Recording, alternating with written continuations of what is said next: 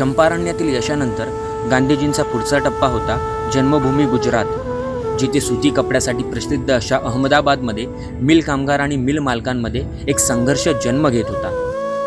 खरं तर 1917 साली अहमदाबादमध्ये प्लेगची साथ पसरली होती आणि यामुळेच मिल कामगारांना प्लेग बोनस दिला जात होता. 1918च्या सुरुवातीलाच मिल मालकांनी बोनस बंद करत असल्याचे जाहीर केले.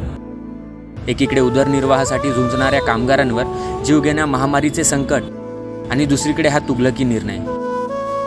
परिणामी कामगारांनी विरोधाला सुरुवात केली. मिल कामगारांची मागणी होती की त्यांना 50% भत्ता दिला जावा. मात्र हुकुमशाही करणारे मिल मालक हे मान्य करण्यास तयार नव्हते. गांधीजींनी मिल कामगारांना शांततापूर्वक आणि अहिंसात्मक संपावर जाण्याचा आणि 35% महागाई भत्ता मागण्याचा सल्ला दिला. परंतु मिल कामगार 50%वरच अडून होते. मात्र मिल मालकांनी 20% भत्ता देण्याचा प्रस्ताव कामगारांसमोर ठेवत बाकी सर्व गोष्टींसाठी मिलचे दरवाजे बंद केले.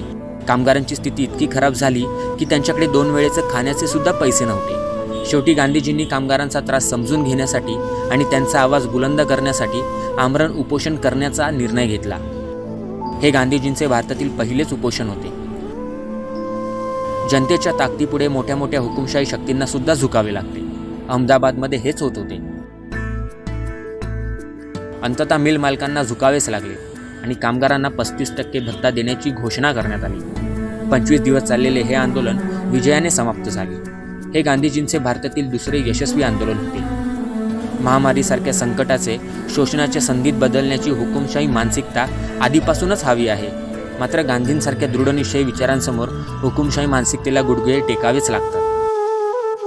आता तर गांधीजींच्या या प्रवासात पोलादी विचाराच्या महापुरुषाचे जोडले जाणे बाकी होते. जय हिंद.